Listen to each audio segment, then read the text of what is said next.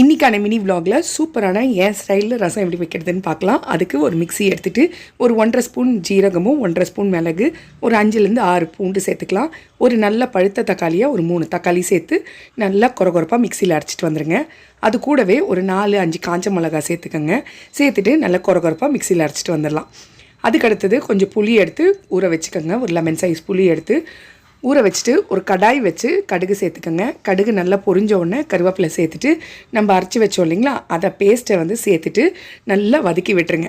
ஒரு நிமிஷத்துக்கு அந்த பச்சை வாசனை போகிற வரைக்கும் வதக்கி விட்டுட்டு 2 காஞ்ச மிளகா சேர்த்துக்கோங்க. கொஞ்சம் காரமாக இருக்கும். அடுத்தது தண்ணி சேர்த்துக்கோங்க. நான் ஒரு 2.5 கிளாஸ் தண்ணி சேர்த்துப்பேன். சேர்த்துட்டு புளியை கரைச்சி ஊற்றிட்டு அதுக்கப்புறம் ஒரு 1/4 டீஸ்பூன் மஞ்சத்தூள் சேர்த்துக்கோங்க. மஞ்சத்தூள் சேர்த்துட்ட பிறகு கல்லுப்பு சேருங்க, டேஸ்ட்டு நல்லாயிருக்கும். சேர்த்துட்டு ரசம் நல்லா கொதிக்கும் போது கொஞ்சமாக பெருங்காயத்தூள் சேர்த்துட்டு கொத்தமல்லி போட்டு ஆஃப் பண்ணிவிடுங்க. சூப்பரான தக்காளி